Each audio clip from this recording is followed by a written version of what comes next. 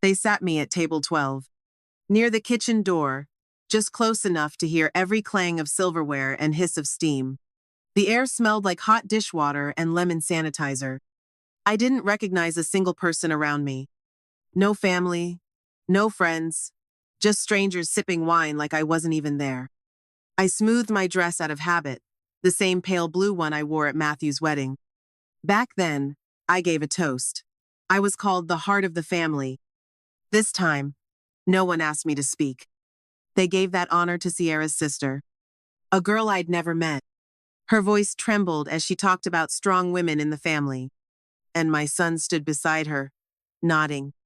I looked down at my plate. The chicken was lukewarm.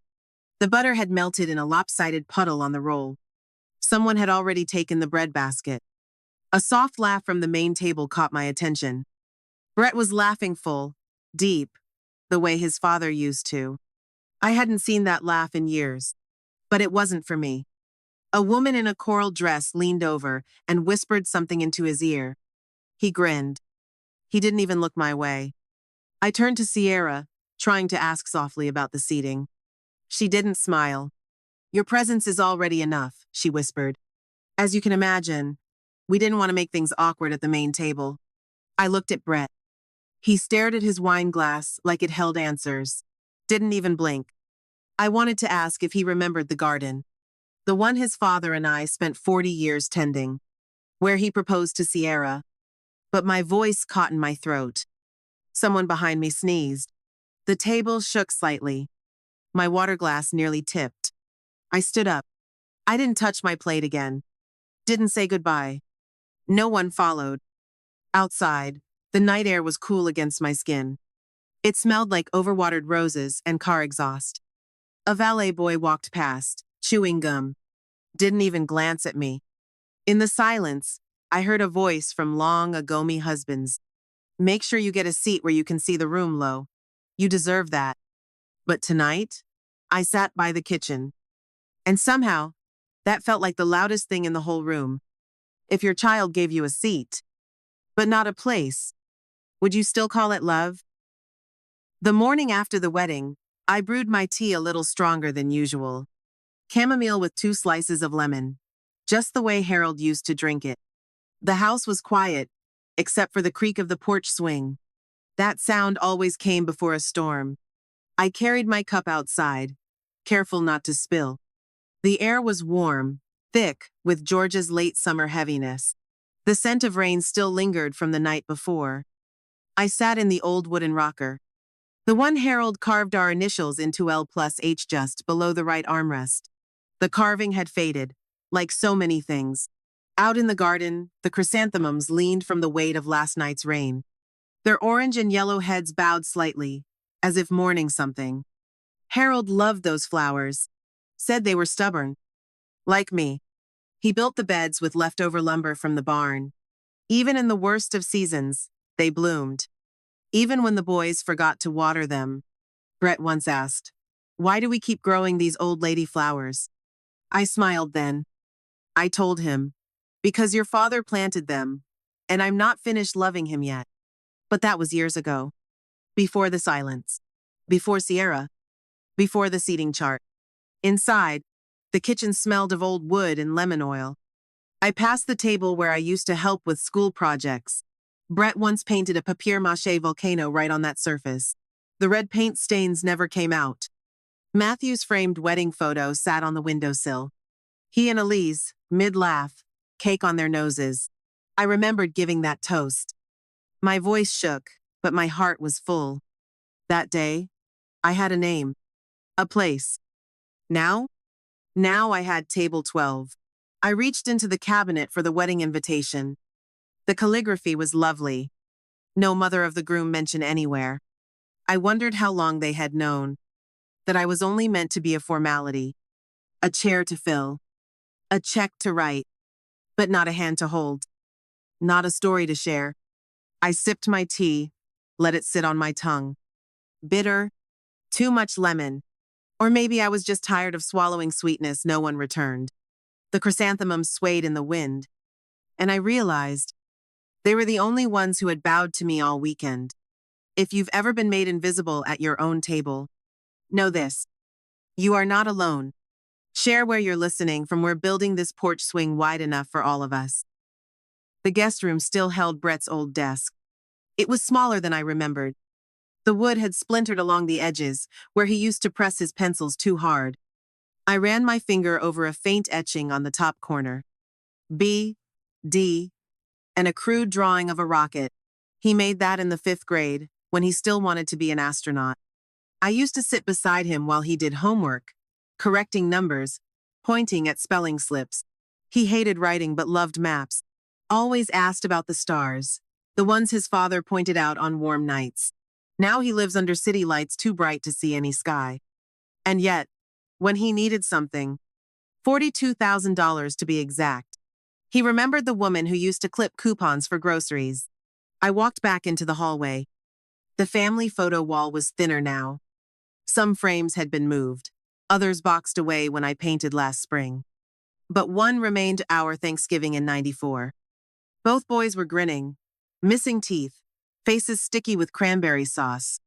Harold sat at the end, carving turkey in his flannel shirt, sleeves rolled.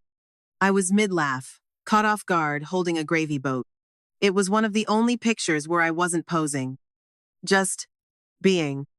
That version of me felt far away now. I passed the laundry room, where the washing machine hummed its usual rhythm. Used to be filled with soccer uniforms and grass stains. Now it handled mostly linens and dish towels. I opened the back door. The wooden steps creaked in familiar protest. Harold always said he'd replace those steps. Never did.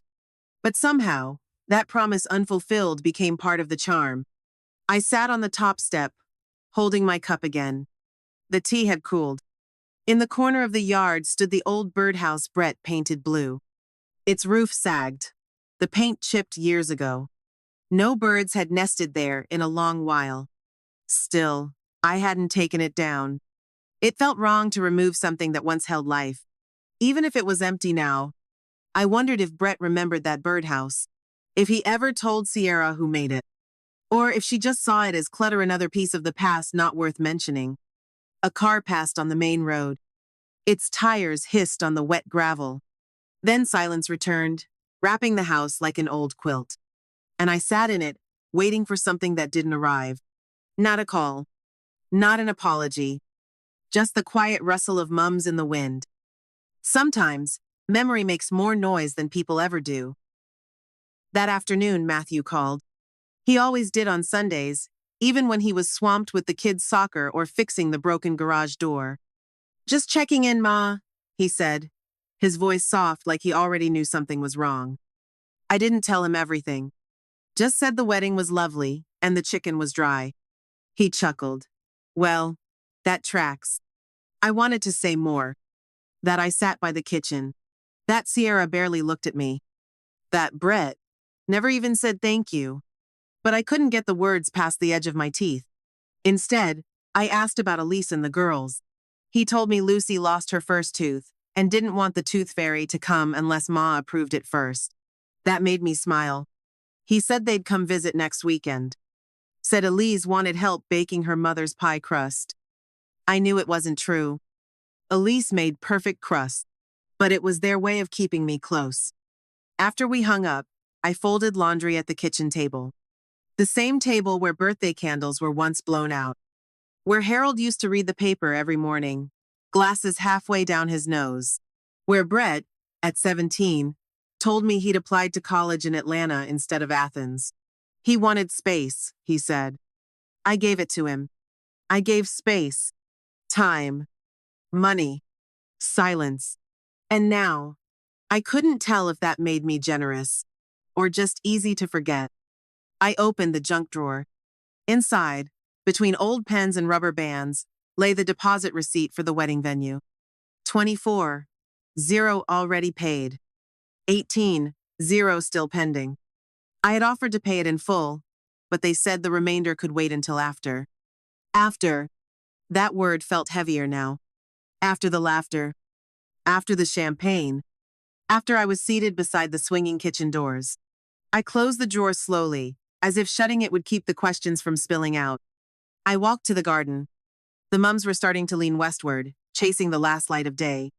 I knelt to pull a weed, but my fingers trembled. Some roots go deeper than we realize. I looked back at the house. The porch light flicked on automatically, as it always had at dusk. But it no longer felt like a welcome. It felt like emotion someone forgot to turn off. I brushed soil from my palms. Somewhere in the distance, a dog barked. Then quiet. And in that stillness, something settled. Not peace. Not yet. But a question I couldn't unthink.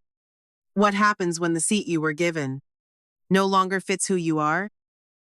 It started with a missed invitation. I saw it on Elise's Facebook page. A baby shower for Sierra, hosted by close family and friends. The date was next weekend. In Atlanta. I stared at the photo for a long time.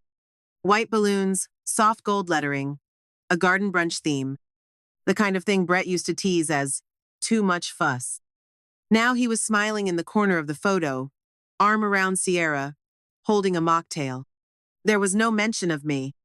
Not in the caption. Not in the comments. Not in the tiny tag list beneath the photo. I refreshed the page twice, as if that would change something.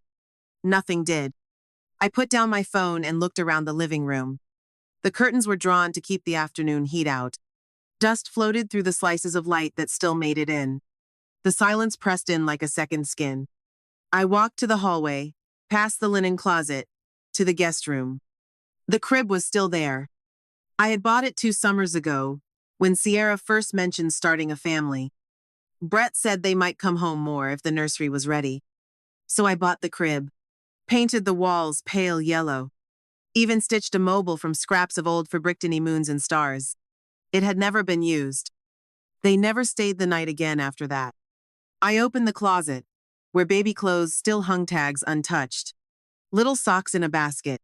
A lullaby CD Harold used to play for the boys. I sat on the edge of the bed, my hands folded in my lap. I wasn't angry. Not exactly. Just hollow, in a way I couldn't name. There's a special kind of ache in being left out so gently that no one thinks you'll even notice. A few hours later, Matthew called again. I didn't pick up. I didn't trust my voice to sound like itself. Instead, I opened the back door and stepped into the garden. The mums were blooming again, stronger this time. Their color richer, more defiant. I pulled a few weeds, ran my fingers along the wooden border Harold had built. It had warped in the last rain, but still held everything in place. Inside, the phone rang again. This time, I let it echo. It felt like proof that I still existed. At least to someone. Even if I wasn't tagged. Even if my name wasn't printed on gold-lettered invites. Even if the nursery stayed untouched. A room full of soft things no one wanted anymore. Some erasures don't happen with anger. They happen in absence. And absence, when stretched over years, starts to feel like permission. 2 days later, I received a group text. It wasn't addressed to me by name. Just a blur of numbers and "Hi everyone" from Sierra's phone. An update about the baby registry. Links to stores I'd never heard of.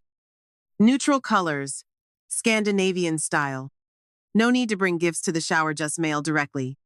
I read it twice. There was no hope to see you there. No. Thank you again for the crib.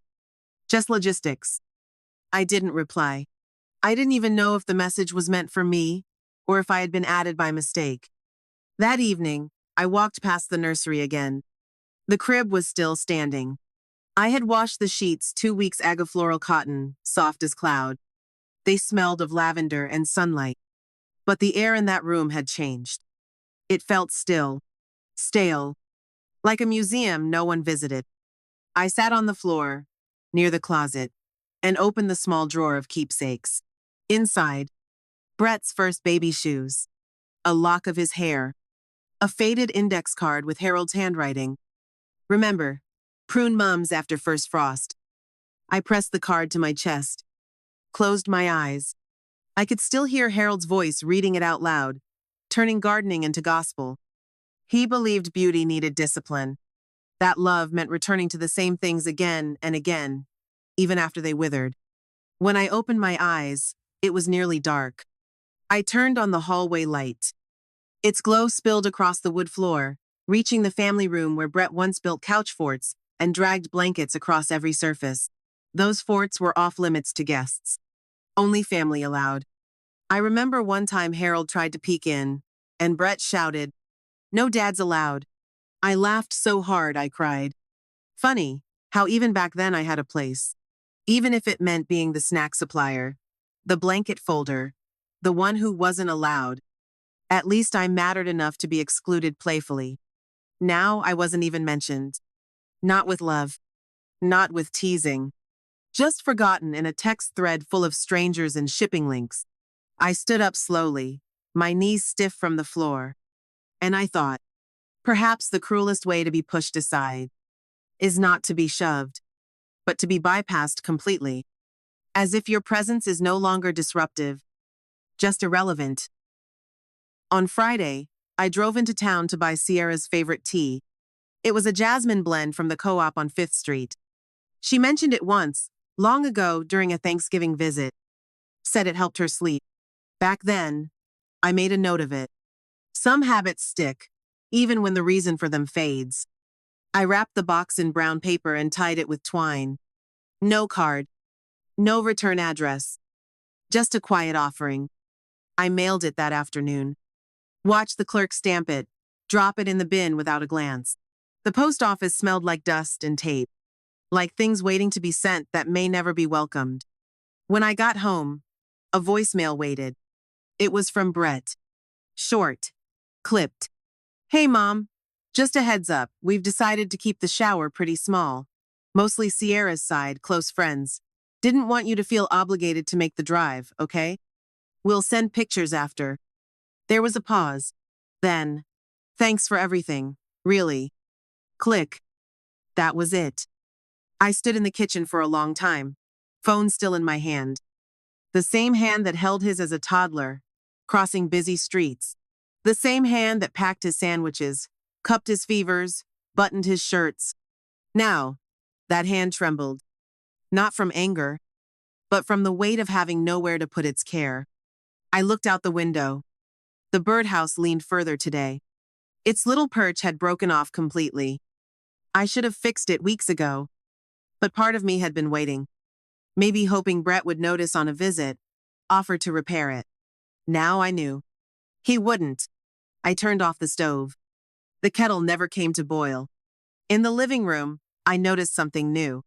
The framed family portrait from 2007, our last real vacation together, was no longer on the shelf. I found it tucked inside a drawer beneath old instruction manuals. No note. No explanation. Just gone from view. I held it for a while. Traced the edges of the frame. Everyone was smiling in that photo sun-kissed, arms wrapped, tired from the beach. I had loved that day. Had thought it meant something fixed, permanent. But even pictures can be boxed up. Even mothers can be edited out. Quietly. Especially when no one thinks you'll open that drawer again. The envelope came on a Tuesday. Just a plain white thing, no handwriting, no warmth. It sat crooked in my mailbox, wedged between an electric bill and a grocery flyer. I opened it on the porch, scissors slicing the top with practiced care. Inside was a final invoice from the wedding venue. Balance due, 18-0. No note, no signature, just a due date in bold. I read it twice. Then again. The wedding had come and gone. The cake eaten. The music faded. My seat by the kitchen cleared before dessert. And still, they'd left me the bill.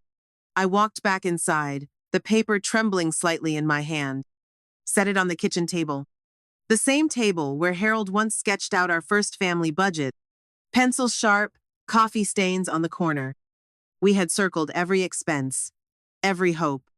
Even the hospital bills when the twins came early. Every line back then meant something. Every signature, a promise. Now, just numbers. Just a transaction.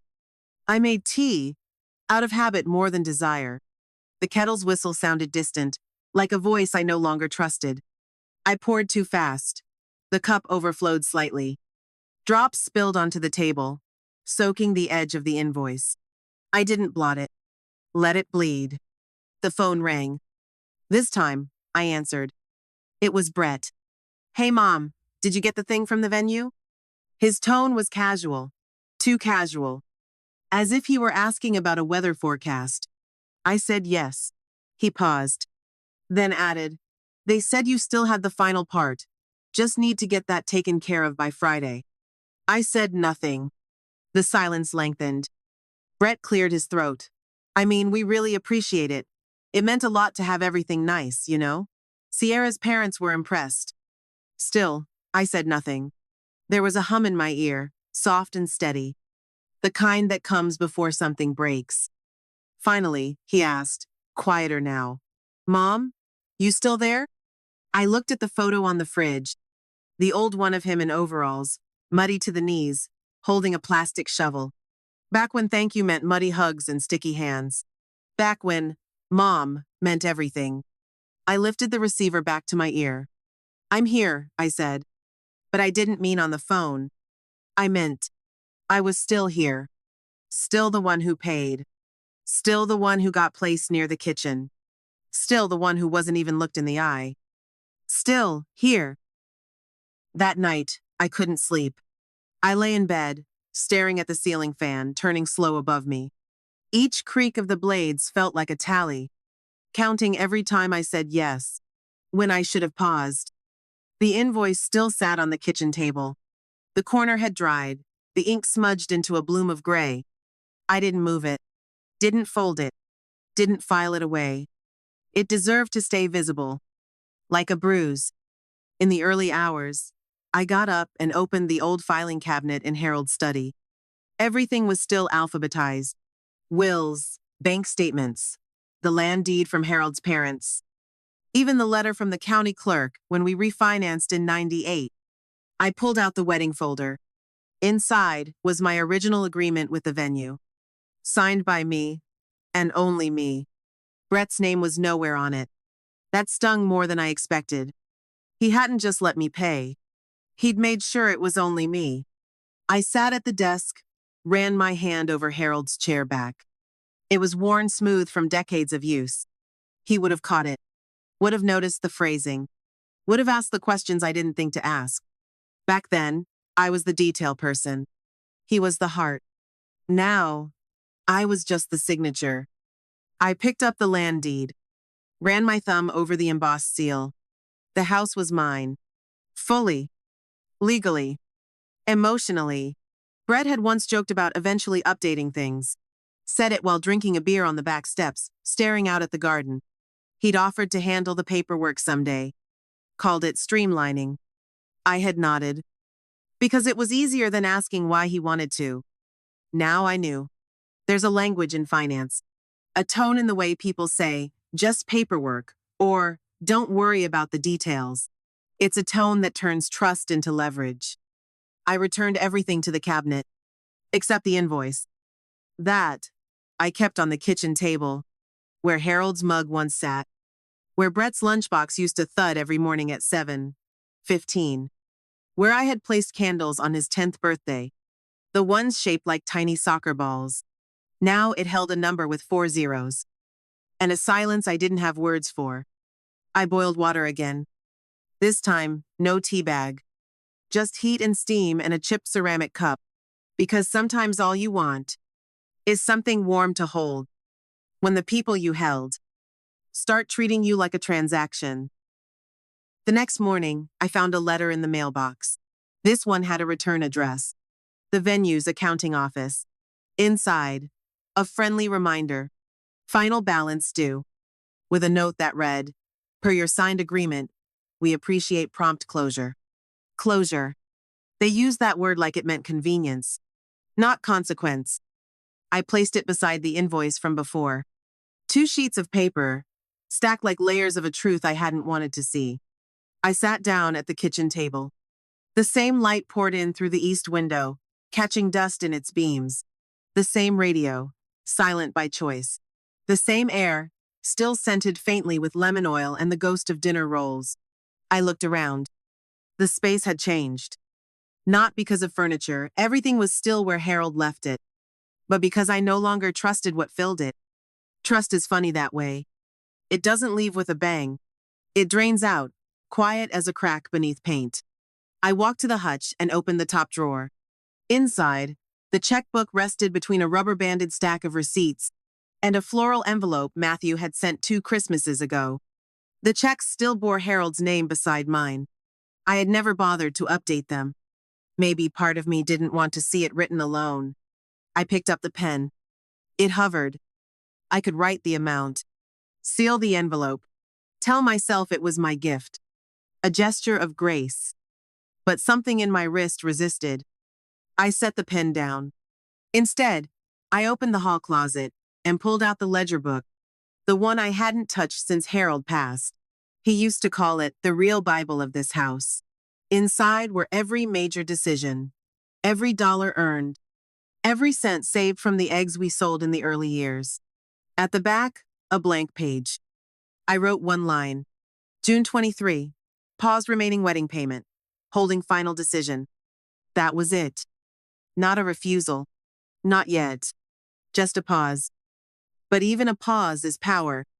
When you've only ever said yes. I returned the book to its shelf. Not hidden. Visible. A reminder to myself that choice still lived here. That I still lived here. Not just as a memory keeper. Not just as a check writer. But as the woman who once built this life and was finally beginning to protect what was hers. That Sunday, I didn't go to church. I told myself it was the heat, the stiff ache in my knees, the garden needing water. But the truth sat heavier than all that. I didn't want to walk in and pretend. Didn't want to make small talk in the fellowship hall, sipping coffee from a foam cup, while someone asked, "How was the wedding?" with no idea what they were really asking. Instead, I stayed home, swept the porch, pulled weeds, folded towels that didn't need folding. By noon, I sat alone at the kitchen table, a sandwich untouched on my plate. The house felt bigger when it was quiet. Not peaceful, just vast. Like I was the last page in a book no one finished reading. I wandered into the guest room again, opened the closet, touched the little onesies still hanging, soft and unworn. I had bought them on sale for $20. Back then, it had felt like hope. Now it felt like foolishness. The crib sat silent, untouched. A layer of dust had settled on the mobile I once stitched by hand. Little moons and stars turning slow in the breeze from the ceiling fan. I turned off the fan. Couldn't bear the sound of something still spinning when everything else had stopped. Later that evening, I walked out to the shed. Harold's old toolbox sat in the corner, right where he left it. The hinges groaned when I opened it. Inside, his tools were still oiled, lined up like soldiers. There was something reverent about them. Used, but cared for. I picked up the hammer. Held it for a long while. Not to use. Just to remember the weight of something built. This house, this garden, this life. None of it came easy. We patched things. We saved. We made do. And now, a single piece of paper could erase all that. An invoice. A message. A seating chart. I sank onto the bench, dust rising around me. The light through the shed slats painted stripes across my arms. Everything felt made of angles and shadows. I tried to pray, but the words didn't come. Just a whisper. Was it all for nothing? Was the love I gave invisible? Because it wasn't loud? Because it wasn't expensive? Because it didn't ask to be thanked? The baby shower came and went that day. I saw photos later. Brett in khakis, Sierra glowing, balloons spelling out, "Welcome, little one." Everyone laughing. Everyone but me. No one texted. No one called. The tea I sent weeks ago didn't even get a mention. I sat in the shed long after the sun went down. The crickets chirped. A dog barked far off. But the night held no comfort. Just the echo of a question I couldn't stop hearing in my bones. If I am no longer invited into their joy, what does that make me? The next morning, I skipped breakfast. The thought of eggs turned my stomach. Instead, I stood at the sink, letting water run over my hands. Not too hot, not too cold, just enough to feel something real. Outside, the mums had begun to droop, their stems bent not from thirst, but from time. I didn't water them, not out of neglect, but because I wanted to see how long they'd hold on without me. I left the kitchen light off, sat in the dark with my tea, listening to the tick of the clock on the wall. Even that sound felt too certain, too steady for how unmoored I had become. There was a time I moved through this house with purpose. Each room carried weight. Each object told a story. Now I wandered like a stranger. In the hallway, I opened the cabinet where we used to keep the good dishes. The china set from Harold's mother still gleamed, barely used. Brett never liked them. Too floral, too old-fashioned. But I had pictured one day passing them down, telling the story of where they came from. How Harold and I served peach cobbler in those bowls the summer after the drought broke. Now they just sat behind glass. Untouched. Unwanted. Like most of what I had to offer. I walked to the living room and lowered myself onto Harold's chair. It groaned beneath my weight, familiar and sad. The window beside it framed the birdhouse. Still leaning. Still empty. A fitting monument. I rested my hands in my lap, stared out at the world I had helped build. Brick by brick, meal by meal, quiet sacrifice after quiet sacrifice. And I asked myself the question I had never dared to before. What if I made it too easy to forget me? What if all those yes, dear, and whatever works for you? And it's fine. I'll cover it. Taught them that my love had no edge, no boundary, no voice. I had mistaken silence for strength, had offered understanding without ever asking for any in return. And now, here I was, with no one knocking on my door, no one wondering if I had eaten, no one missing the sound of my name at a party I paid for. Just me, and a house that echoed with things I never said. I closed my eyes, let the silence settle into my bones. Not peaceful, not yet, but honest. And in that honesty, something new stirred. Not anger, not even grief. Just a small, stubborn pulse of something I hadn't felt in years. A need to protect what little of myself was still intact. Not for them, not anymore, but for the woman I used to be. The one who planted gardens, paid bills, rocked babies, and somehow disappeared in her own story. If I don't fight to be seen now, who will remember I was ever here? The following Thursday, Nadine knocked on my back door. I wasn't expecting her. She wore her garden hat, lopsided and faded, and carried a basket of lemons from her tree. Saw your mums needed a little pruning, she said. Didn't ask permission, just walked right in, like she used to. I hadn't seen her much since Harold passed. Grief makes people forget how to show up. We sat on the porch in near silence. She poured iced tea into 2 mason jars I hadn't used in years. I brought sugar, she said. I know you always pretend you don't want any. I smiled, weak but real. The air smelled of cut grass and late summer stillness. Somewhere nearby, a lawnmower buzzed. Farther off, wind chimes I didn't recognize danced in the breeze. I ran into Brett the other day, she said. He looked surprised when I mentioned you. I didn't answer. She waited. Then, Lois, are you all right? It was a simple question, but it felt like someone had cracked the lid on something long sealed. I didn't cry, didn't rant. I just said, I paid for a wedding I wasn't invited to. Nadine sipped her tea slowly, then placed her glass down with both hands. That's cruelty with a smile, she said. We sat there for a while longer. The porch boards creaked. The breeze shifted. Nothing dramatic, but something inside me moved. I realized then, no one was coming to make it right. Not Brett, not Sierra, not the venue, not the women from church who still called me Miss Lois like I hadn't lived a life before them. If I wanted peace, I'd have to build it myself. And not in the way I always had. Through giving, yielding, disappearing. But by choosing what stayed. and what didn't. That afternoon, I walked into the nursery, took the baby clothes down, folded them gently, put them in a box labeled donation. Then I stood before the crib. It had taken Harold 2 weeks to build. White oak, rounded corners, hand sanded.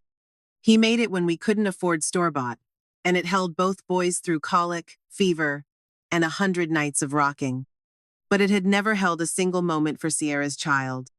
I touched the rail once, then stepped back. Some things weren't meant to be passed down. Some things belonged to a different season. I left the room without turning off the light. Let it glow behind me. A small defiance. A soft beginning. The next day, I opened the hall closet and pulled down an old tin box. It was tucked behind Harold's scarves, beneath a flannel blanket that still held the scent of cedar. The lid creaked when I opened it. Inside were things no one ever asked about. A ribbon from my high school math competition. The business card from the tax office where I once worked part-time during harvest season. A recipe card written in my grandmother's hand-chest pie, thick with butter. And near the bottom, a folder labeled, Lois, Continuing Ed. I hadn't seen it in years. Inside were certificates from workshops I'd taken after the boys left home. Basic Accounting for Small Business. Estate Planning 101. Women in Retirement. Building Security. After 60. I'd forgotten how curious I once was.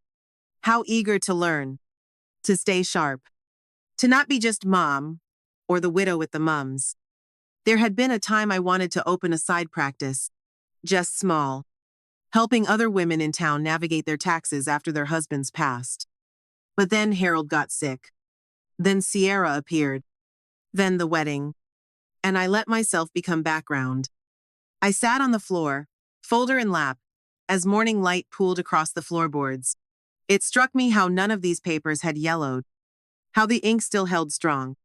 The words still had weight, even if I'd forgotten how to carry them. Later that afternoon, I drove to the community center. The air smelled like fresh paint and plastic chairs. A teenage volunteer directed me to the back, where they kept flyers for upcoming classes. I scanned the corkboard. Yoga for seniors. Beginner crochet. Living well with grief. Then one caught my eye. Financial Basics for Women, over 60, led by volunteer instructors. The sheet was half torn. 2 tabs left. I pulled one. Not because I knew what I would do with it, but because something inside me, small, stubborn, wanted the option. On the drive home, I rolled down the window. Let the wind tangle my hair. Let the noise in. Sometimes you have to shake loose the quiet before it turns to stone. When I got home, the house looked the same, but it felt different. Not warmer, not fuller, but less closed. I pinned the flyer tab to the fridge with the same magnet that used to hold spelling tests and permission slips. It looked strange there, like it didn't belong, like it might grow into something. And for the first time in a long while, that thought didn't scare me. That weekend, I cleaned the sunroom. It hadn't been used in years. Just a storage place for folded chairs, Harold's old radio, a stack of empty clay pots. But the light was good. Wide windows, south-facing, warm even in the late hours. I opened them all. Let the fresh air in. Let the dust out. It felt like turning a forgotten page. I wiped the table by the window, revealing rings from glasses set down long ago. Windexed the panes. Unfolded 2 chairs. Then 3. I wasn't sure what I was making room for. Only that I wanted it to be mine. Later that evening, I pulled out the flyer again. Ran my fingers over the print. Financial Basics for Women, over 60. And beneath that, a smaller note. Looking for guest speakers with experience in taxes, retirement planning, or estate management. I stood in the kitchen, holding that torn piece of paper for a long time. Then I opened the drawer where I kept envelopes, found my best pen, and wrote a letter. Not long, just enough. Dear Janice, I saw your flyer at the center. I used to be a bookkeeper for a local farm co-op and later helped my late husband manage his business accounts. If you're still looking for volunteers, I'd be happy to help, especially with women who don't know where to start. Sincerely, Lois Duvall. I folded it once, neatly, carefully, then sealed it, stamped it, and walked it out to the mailbox before the wind could talk me out of it. The flag clicked upright. A small sound, but it landed like thunder in my chest. I turned back to the house. The sunroom glowed behind the curtain soft, expectant. And I thought, maybe I couldn't change Brett, or Sierra, or the way I had been written out of that celebration. But I could write myself into something else, something better, something of my choosing, something that looked like dignity, and smelled like lemon oil and late light on clean windows. If you've ever felt erased, but still had something left to give, this porch is for you too. Tell me, what's one thing you've taken back just for yourself? You are not alone here. Not anymore. The letter came back with a handwritten note. Mrs. Duvall, we'd be honored to have you speak next Tuesday. Would you like to lead the estate basics session? Let us know what you need. Warmly, Janice. I read it 3 times. Then I folded it and tucked it into my recipe book, the one with Harold's grandmother's handwriting in faded ink. A strange place to keep it, maybe. But I wanted it close to something that had lasted. That morning, I took out my old calculator. Not the app on my phone, the real one. The one with the big buttons and faint smudge of powdered sugar on the side. From the year I did taxes and baked pies in the same week. I placed it on the sunroom table, opened a clean notebook, and began listing everything in my name. The house, the land, the savings Harold and I had built over 40 years. I flipped to a second page, wrote one word at the top, legacy. Not a will, not a disbursement, but what I wanted my name to mean. After I was no longer here to explain it, I thought about the women I'd soon be teaching. Widows, divorcees, women who signed documents they never read because trust was easier than asking. I knew that silence, had lived in it. Now, I wanted to give it language, structure, terms they could underline. I called Matthew that afternoon. He picked up on the 3rd ring. Hey Ma, everything all right? Yes, I said. I just wanted to let you know I'm starting something new. He hesitated. That's great, he said slowly. What kind of something? A financial literacy class. For older women. I'm volunteering. There was a pause. Wow, he said. That sounds perfect, actually. His voice softened. Dad would have been proud of that. Of you. That made my throat catch. We talked a bit longer, nothing urgent. He asked if I needed anything. I said no.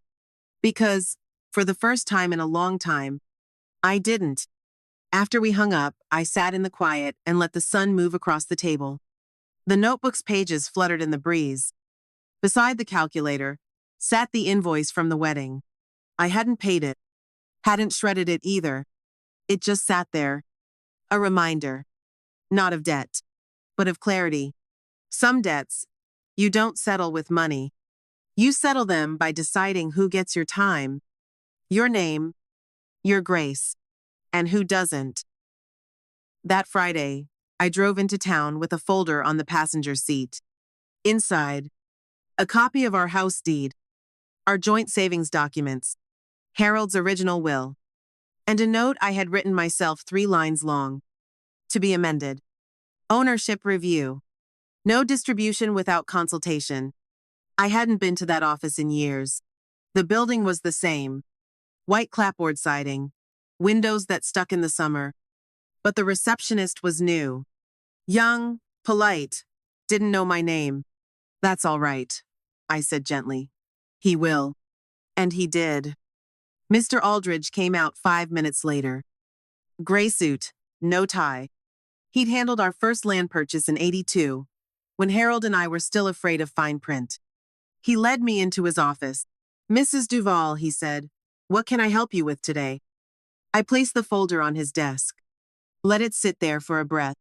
Then I said, I want to update some things. Quietly. He opened the folder, flipped through the pages. No questions. No surprise. Just a soft, understanding nod. We reviewed the deed. The account. The original beneficiaries. Brett's name had been penciled in years ago as a potential cosigner, if needed. Mr. Aldridge looked up. Do you want to remove that line? I looked out the window. The courthouse clock across the square had just struck 3. I thought of Harold's hand show carefully. He signed things. How slowly he'd read each line before ever touching a pen. Yes, I said. I do. He nodded. We kept going. The savings account. Still active. Still jointly tied to Harold's name, transferred fully to me after his passing. I asked what it would take to create a trust. Not for Brett. Not for Sierra. Not even for Matthew, though I knew he'd understand. But for the women I'd be teaching. For someone like Nadine. Or that young widow from church who'd once whispered, I don't even know where he kept the passwords. Mr. Aldridge leaned back in his chair. It's simple, he said. As long as it's what you really want. I nodded. Because it was. Not revenge. Not correction. Just redirection. A way to ensure what I had built wouldn't vanish into a signature or sit unread in a drawer. We spent the next hour drafting the basics. At the bottom of the last page, he handed me a pen. Are you ready? He asked. I didn't answer right away. I looked at the ink, the paper, the space where my name would live. Then I picked up the pen, and I signed. The next morning, I brought out the folding table from the shed. Its legs stuck at first. Years of rust and Georgia air. But I coaxed them loose, wiped them clean, and carried it to the far corner of the garden, where the mums still bloomed in quiet defiance. I set the table under the dogwood tree. Brett once carved his initials there with a pocket knife. I traced them now. B plus M, almost faded. I let them be. Some marks are meant to soften with time. Inside, I printed 6 copies of a flyer. It read, Tea Tax, a conversation circle. For widowed and retired women. Free. Weekly. Bring questions. Hosted by Lois Duvall. No branding. No logo. Just a name. My name. I tacked one on the post office corkboard. Another at the library. One at the church bulletin wall, just beneath the casserole sign-up sheet. I walked home slowly. The flyers crisp in my hands. My fingers ink-smudged in that satisfying way fresh paper gives. When I got back, I placed one flyer in the center of the folding table, weighted it with a smooth riverstone from Harold's old bucket near the hose. Then I pulled out 2 chairs, faced them toward each other. Not a classroom. A conversation. Later that afternoon, Nadine came by. She noticed the setup. Didn't ask. Just raised an eyebrow and smiled. Looks like something's blooming besides flowers, she said. I poured her some tea. No sugar this time.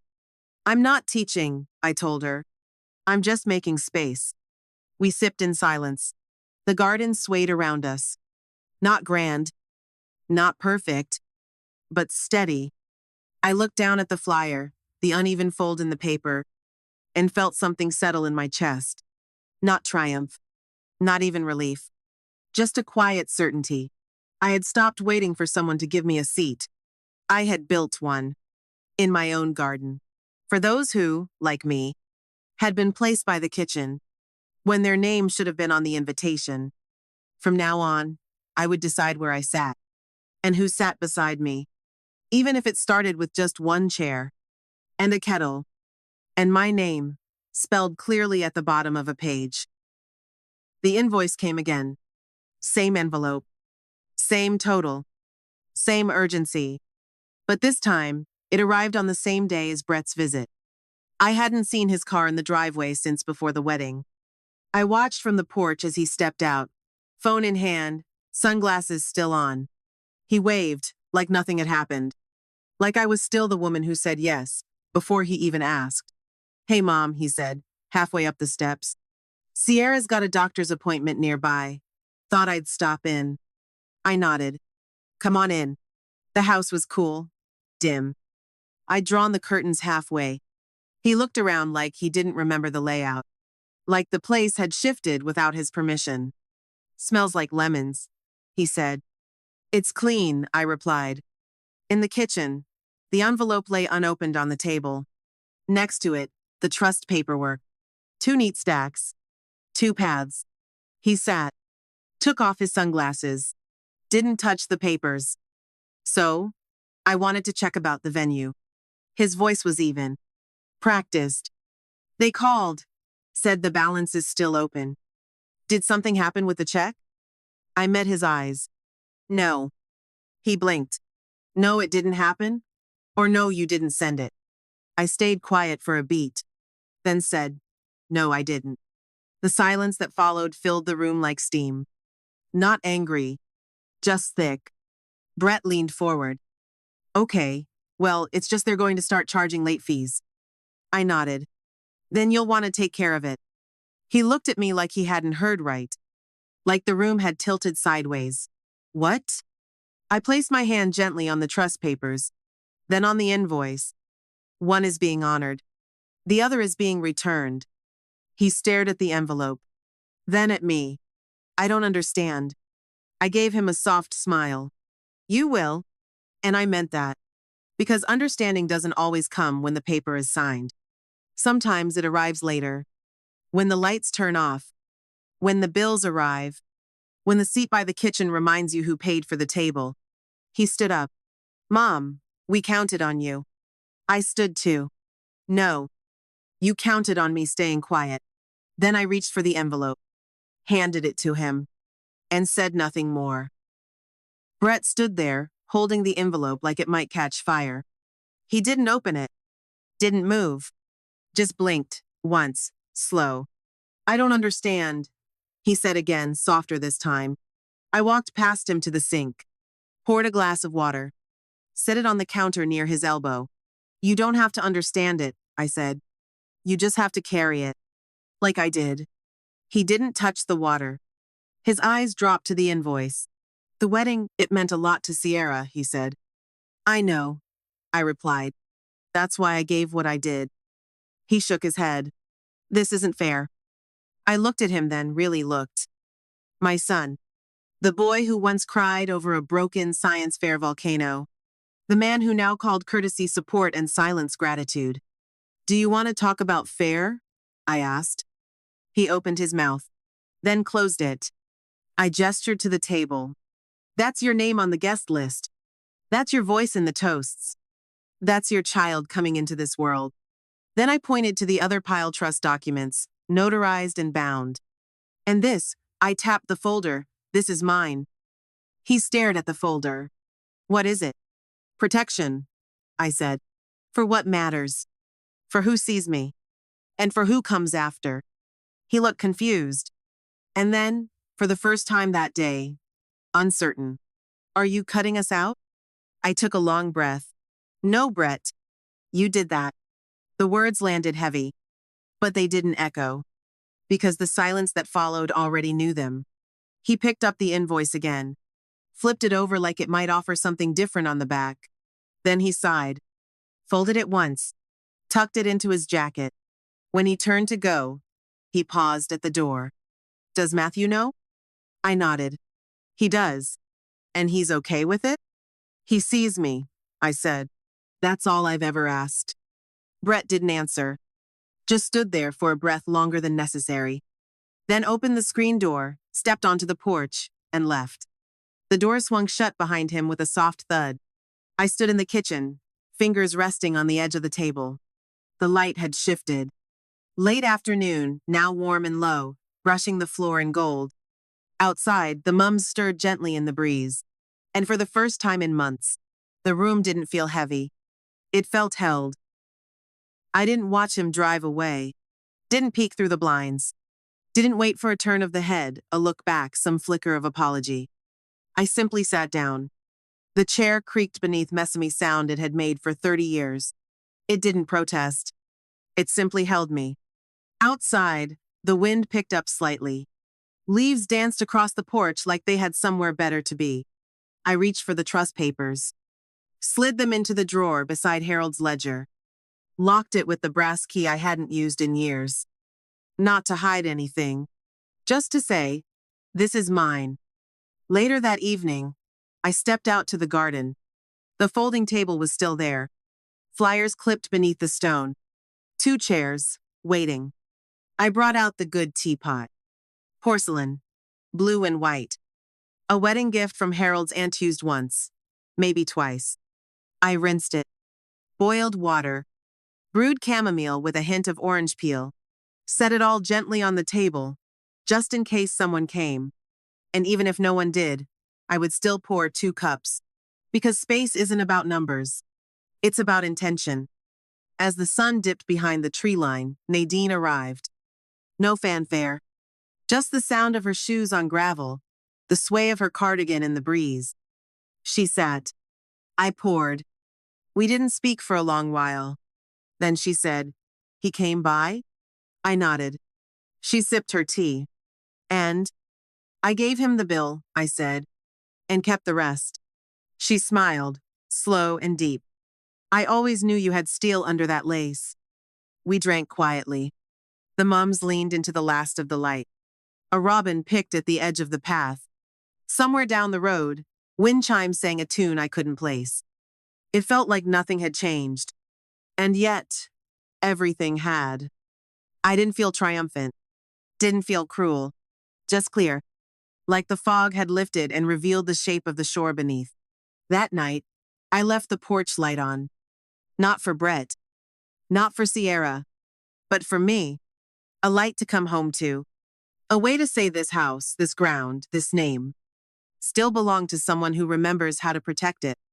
Even if she learned it late. Even if no one ever taught her how.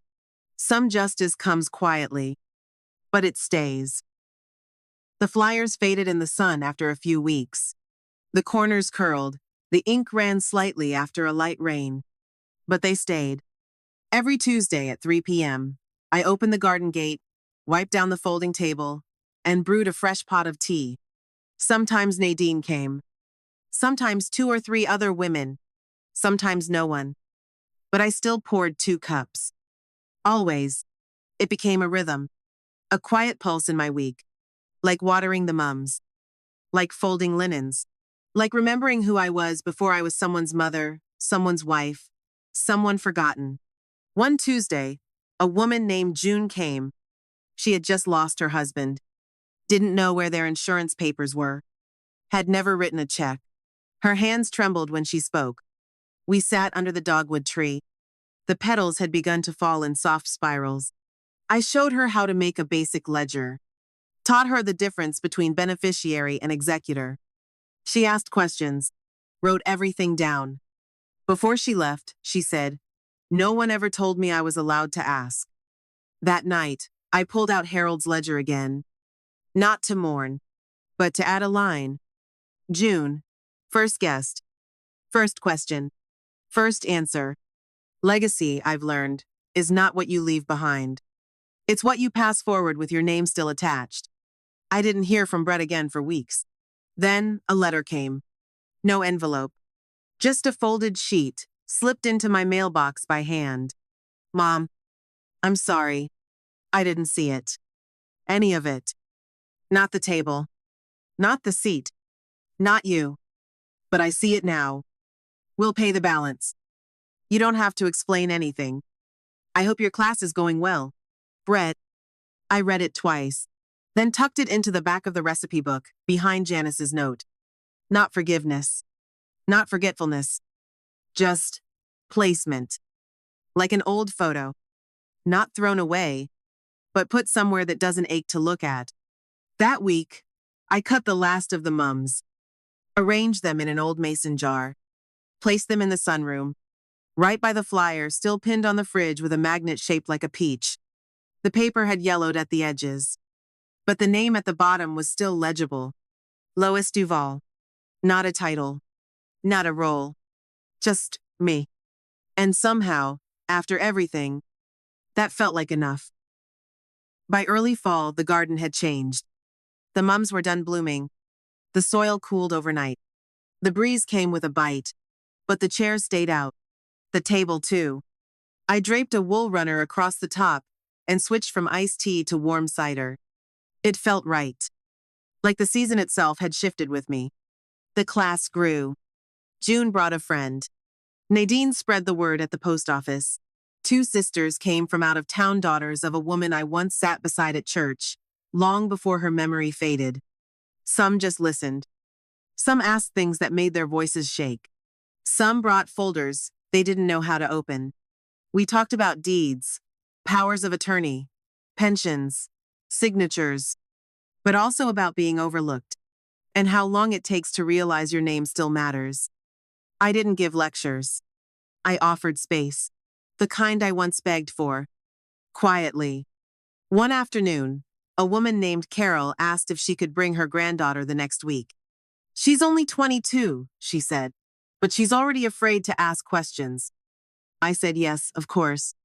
And later, after everyone left, I sat under the dogwood tree, alone, held the flyer in my lap, crossed out the tagline at the bottom, then rewrote it. Tax, a circle for women who want to know. It didn't matter if they were widowed or young, retired or starting over. What mattered was that they came with their names still burning under layers of silence. That night, I opened the drawer in the hall, the one that held all the maybe one day letters. I took out the first draft of Harold's last will, the original one, before the revisions, before the names were rearranged. He had written a single line in the margin. "Make sure Lois is protected. She never asks for anything." I ran my finger under that sentence and whispered aloud, "I'm asking now." Then I folded it, put it away, not because I needed the words to prove anything, but because I had finally started saying them for myself. The house no longer felt like a waiting room or a storage place for memories that only echoed. It felt lived in again. Books on the table, 2 mugs by the sink. Not because anyone was coming, but because I was staying. The light that filtered through the porch window each morning now landed on the table I had once paid for. And the seat no one offered me? I had rebuilt it. In wood. In paper. In the hands of women who now wrote their names on checks they understood. The mums would bloom again next spring. I didn't need to see it yet, because this was enough. A name not erased. A voice not softened. A story that did not end at the kitchen door. The kettle still warm. And my chair always waiting. If you've ever been asked to stay silent, but chose to speak anyway, this story is yours too. We invite you to share your own experiences in the comments. You are not alone in your journey. Subscribe to Kamar FM, where every story is a second chance.